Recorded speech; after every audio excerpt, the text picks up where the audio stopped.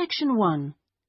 You will hear a telephone conversation between a woman and the reservations clerk at a conference centre. First, you have some time to look at questions 1 to 5.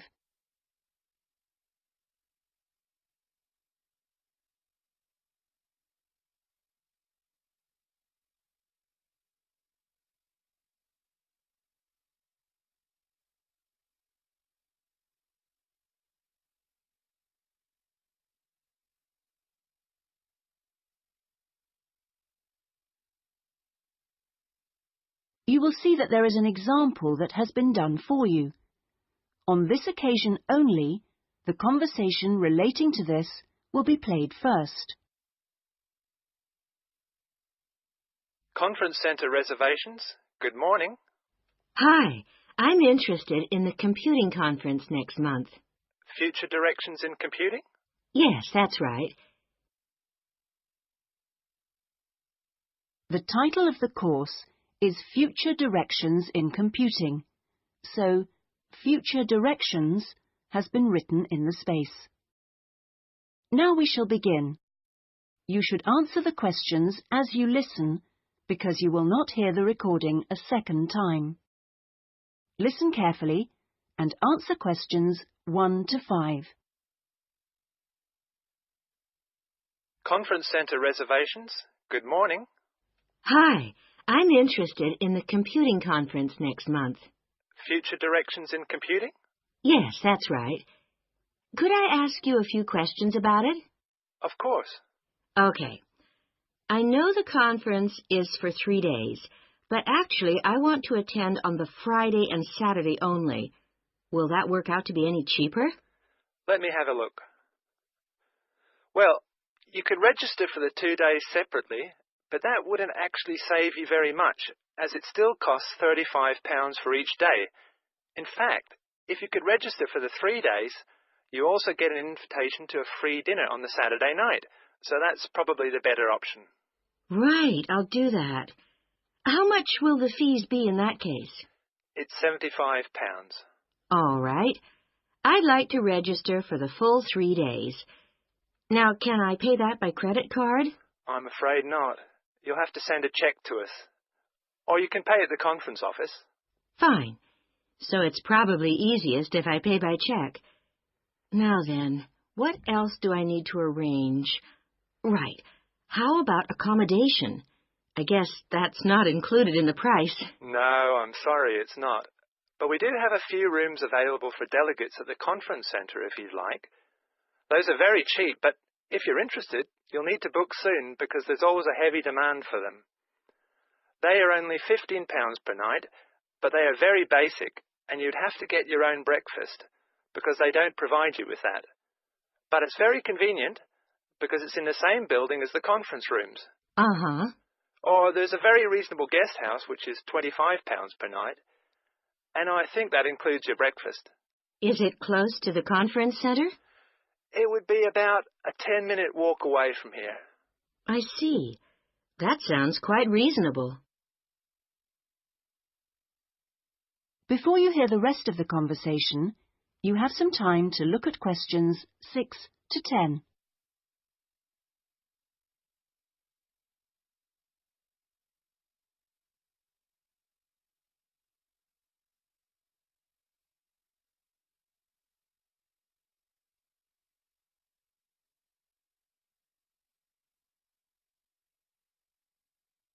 Now listen and answer questions 6 to 10. The details are all in our conference pack, which I'll send you. Great, thanks. That'll be very useful. Oh, and can you also send me an application form? Of course. I'll get that in the post to you straight away. Is there anything else? Yes, actually. Can you tell me where exactly the conference center is?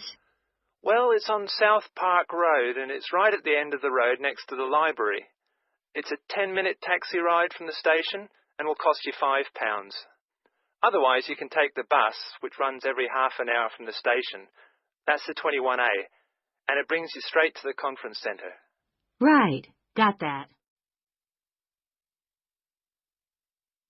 That is the end of section 1. You now have half a minute to check your answers.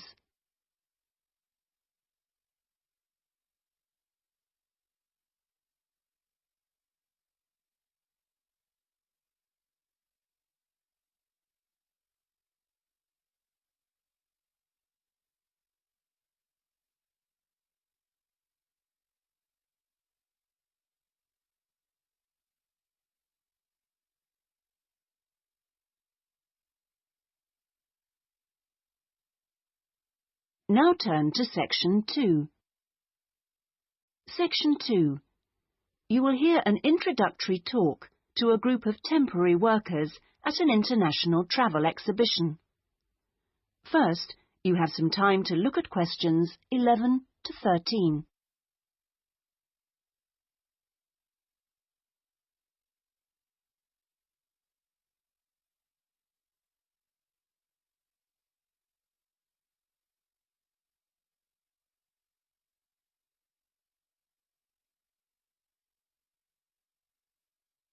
Now listen carefully and answer questions 11 to 13.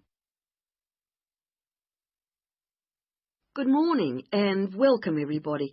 I'm Jenny Stewart and I'm the staff manager here at the Exhibition Centre. We're expecting this year's International Travel Exhibition to attract over 10,000 visitors a day, ladies and gentlemen, and you are among the 200 extra staff recruited to help look after them. Now, to help things run smoothly, we have divided you into 4 teams: the blue team, the green team, the red team and the yellow team. So first, I'll explain how the teams are divided up, and then we'll be giving you colour-coded T-shirts so we can identify you more easily. First of all, those who will be looking after the phones and handling all calls regarding the exhibition, you will be on the red team. Now, we've also put the entrance staff on the red team, and you'll be stamping the entrance tickets and giving out publicity leaflets, okay? Those of you involved in distributing entrance tickets will be on the yellow team, and we've also put those of you who'll be staffing the information booths around the conference centre on the yellow team, so you'll be getting a yellow T-shirt. Now, most of the hospitality staff have been put in the blue team, so the chefs among you and the kitchen hands will all need a blue T-shirt, but because of the sheer numbers, all waiting staff will be on the yellow team, and this includes the bar staff among you. Those who will be monitoring and directing the traffic in the car parks are on the green team, so you'll need to get a green T-shirt. This year, we've also employed a considerable number of attendants to direct the human traffic around the conference centre. Now, you'll be working in the exhibition hall at all times, giving directions and generally helping people whenever you can. And you will be in the red team, so please collect a red T-shirt. Before you hear the rest of the talk, you have some time to look at questions 14 to 20.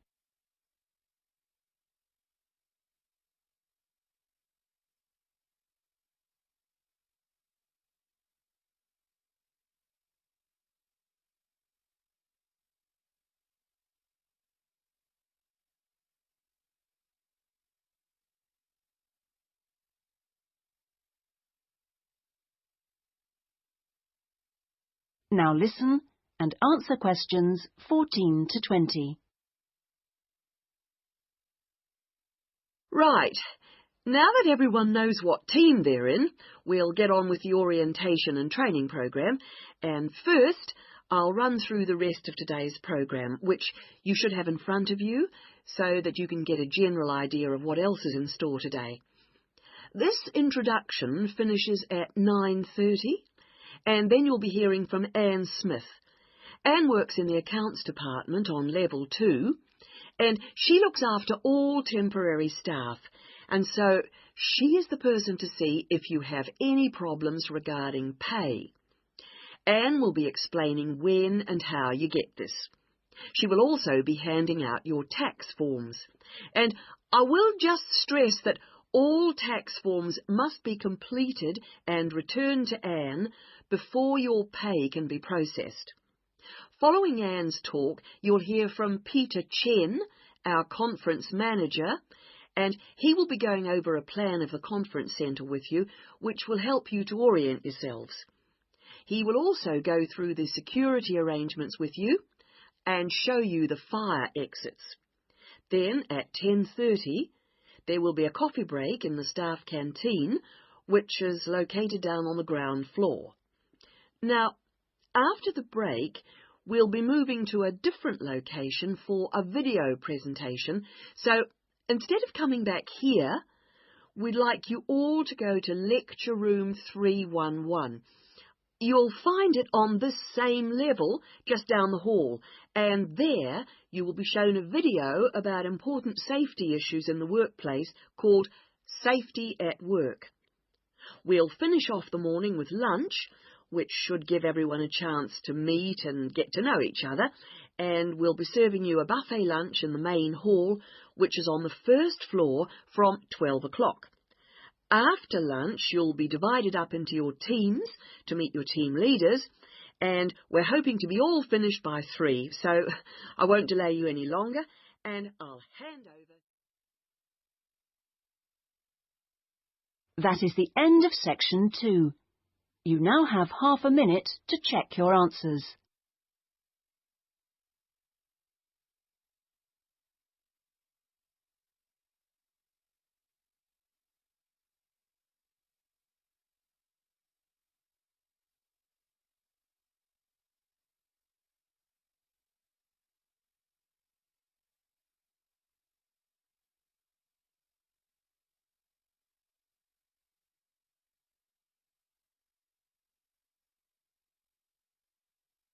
Now turn to section 3.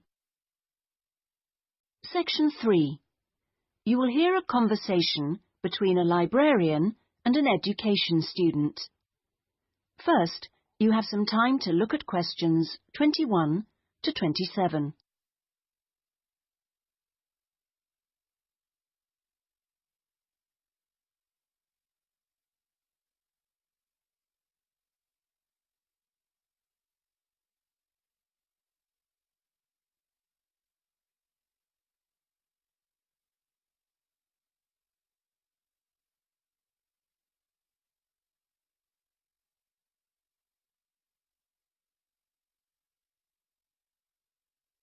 Now listen carefully and answer questions 21 to 27. Good afternoon. Can I help you? Good afternoon. Yes, I've just transferred to the School of Education, and I'd like information about joining the library. Well, the School of Education has libraries on 2 sites, as I'm sure you know. This one here is the Fordham site, and the other is on Castle Road. And is there any difference between the 2 libraries? Not in terms of their facilities. Access to online databases and the internet is available at both sites, and each site has a range of reference materials on education. Oh, yes, I see. But the Castle Road site has books on the sociology of education and a collection of textbooks and teaching resources covering most of the subjects taught in secondary schools. Ah, right. But I'm training to be a primary teacher, so I need to look at materials for the 5 to 11 age group. Then you've come to the right place. At Fordham, we hold material relating to primary education, as well as special needs. But, of course, you'll need to familiarise yourself with both sites to make the most of our resources. You haven't mentioned periodicals. Are they held at both sites? Current issues, yes, but if you want to look at back issues, you'll need to use the CD-ROM databases, which are held here at Fordham. I see. Now, about borrowing books, I'm living out of town, so I'm hoping I can borrow quite a few items and cut down on the number of trips I have to make. Right, well, members can borrow 2 books at a time from each site. Only 2 books? Only 2 from each site, but that's 4 altogether. Oh, I see. And how long can I hang on to them for? The borrowing period is 1 month, but of course books can be renewed. You can renew any item a maximum of 3 times. Do I have to come to the library to do that? No, you can do it by telephone or email, but you can't renew overdue books this way, only before or on the due date stamped in the book. We'll need your full name, your borrower number, and the name of the site library you borrowed the items from. So, theoretically, I can borrow books for up to 3 months. Is that what you're saying? Yes, provided they're not recalled. So, what happens then? Well, sometimes an item is requested by another borrower, in which case we'd send you a letter, and you'd have to return the book within 7 working days. Don't forget, we're closed on Sundays. Okay. Before you hear the rest of the conversation, you have some time to look at questions 28 to 30.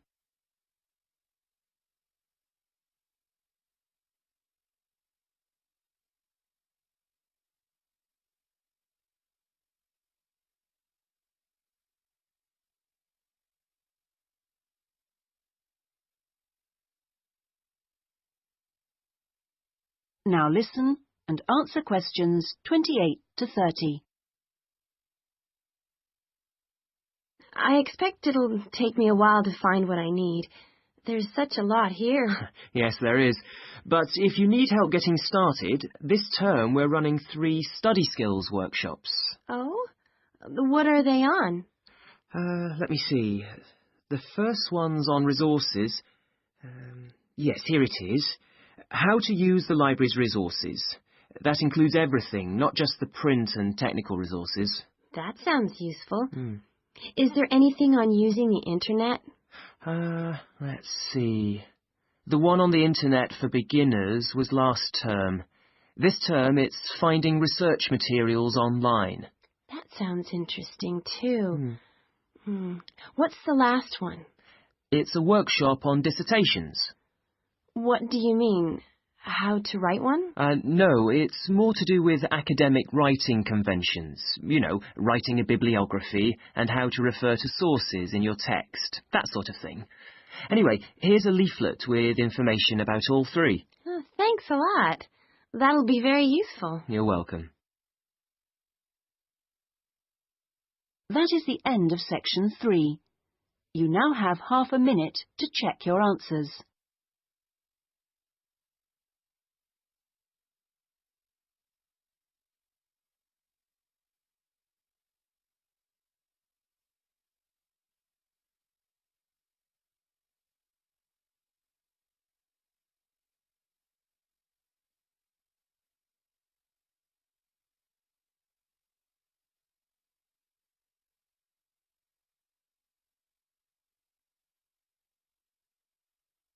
Now turn to section 4.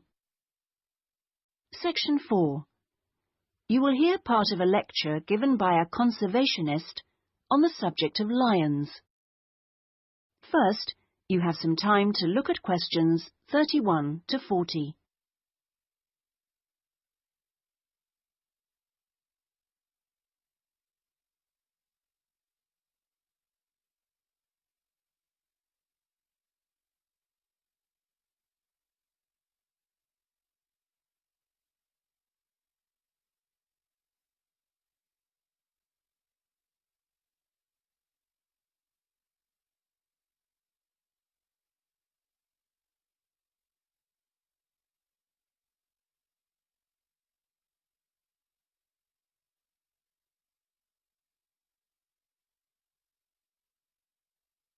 Now listen carefully and answer questions 31 to 40. Well, most people think that lions only come from Africa. And you would be forgiven for thinking this, because in fact most lions do come from Africa. But this hasn't always been the case. If we go back 10,000 years, we would find that there were lions roaming vast sections of the globe. But now, unfortunately, only very small sections of the lion's former habitat remain. My particular interest is Asiatic lions, which are a subspecies of African lions. It's almost 100,000 years since the Asiatic lion split off and developed as a subspecies. At one time, the Asiatic lion was living as far west as Greece, and they were found from there in a band that spread east through various countries of the Middle East all the way to India. In museums, you can now see Greek coins that have clear images of the Asiatic lion on them. Most of them are dated at around 500 BC. However, Europe saw its last Asiatic lion roaming free 2,000 years ago. Over the next 1900 years, the numbers of Asiatic lions in the other areas declined steadily. But it was only in the 19th century that they disappeared from everywhere but India. So, how can you tell an Asiatic lion from an African lion, with which you're probably more familiar? Well, in general, Asiatic lions are not as big as African lions. The colour is more or less the same, but the appearance of the mane is different. That's the hair around the lion's face and neck. The Asiatic lion's mane is noticeably shorter than the African lion's. Asiatic lions also have a long fold of skin on their undersides, whereas not many African lions have this.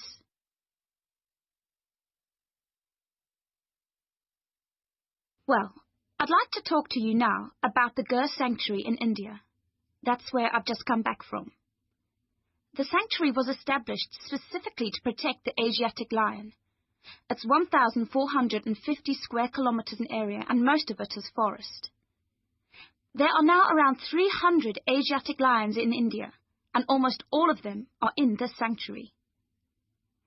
But despite living in a sanctuary, which makes them safe from hunters, they still face a number of problems that threaten their survival. One of these is the ever-present danger of disease. This is what killed more than a third of Africa's Serengeti lions in 1994, and people are fearful that something similar could happen in the Gir Sanctuary and kill off many of the Asiatic lions there. India's lions are particularly vulnerable because they have a limited gene pool. The reason for this is interesting. It's because all of them are descended from a few dozen lions that were saved by a prince who took a particular interest in them. He was very wealthy, and he managed to protect them. Otherwise, they'd probably have died out completely. When you see the Asiatic lion in India, what you sense is enormous vitality. They're very impressive beasts, and you would never guess that they had this vulnerability when you look at them. The Asiatic lions don't have the Gir Sanctuary to themselves, I should add. They actually share it with about 2,000 farmers. A significant proportion of the lion's diet is made up of the livestock of these farmers, goats, chickens, and so on, as much as a third, in fact. And they've even been known to attack humans, especially in times of drought. One final piece of interesting information. In ancient India, one of the greatest tests of leadership for a man was to fight a lion. Now, it seems, in modern India, it will be a great test to see if the lion can be saved. I'm sure this is something that all of you will share concern for too. That is the end of section 4. You now have half a minute to check your answers.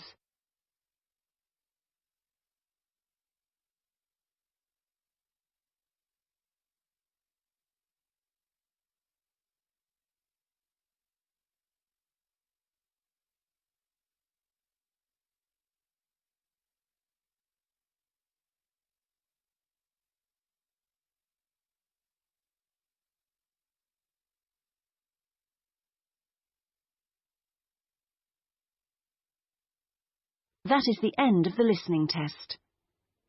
In the Ielts test, you would now have 10 minutes to transfer your answers to the listening answer sheet.